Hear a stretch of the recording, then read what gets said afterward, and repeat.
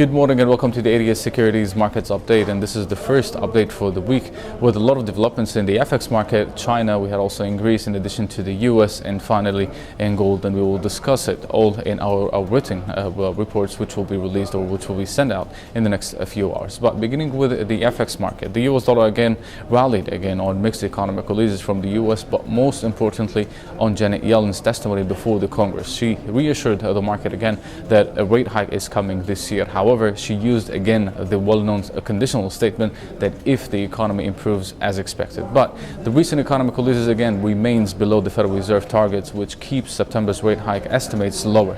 Therefore, we will maintain our neutral outlook also for the time being, waiting for further evidences and further economic releases ahead.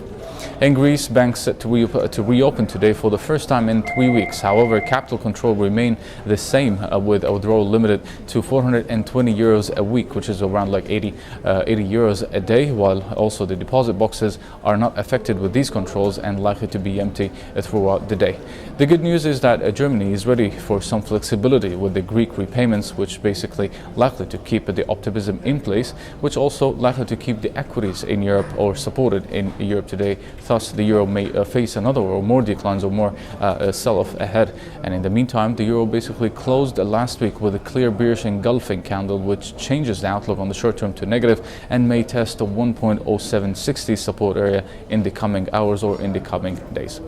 Gold prices collapsed with more than $40 overnight or at the beginning of the Asian session, reaching another 5 years low at 1087. And this is after China announced its gold reserves, which was basically the first update since 2009.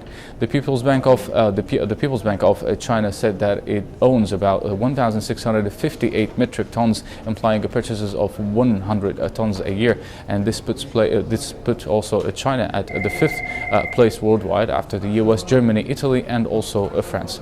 But China also noted that the strategy is to keep buying, as they think that gold is a special asset and a good way to diversify from currencies. In the meantime, gold touched the 50% retracement on the longer-term chart at 1087 this morning, while the breakthrough that support may clear the way for another sell-off below 1,000, or maybe we might continue to decline toward 890, which would be the next stop. The longer-term outlook remains positive as far as gold stays well above 890 for the time being, and we will send you out the charts and the special report about gold later today and later this week.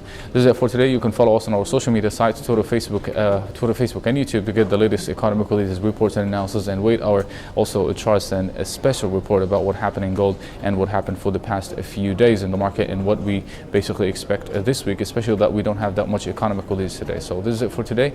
I'll see you once again tomorrow. Eid Mubarak, and thank you for watching.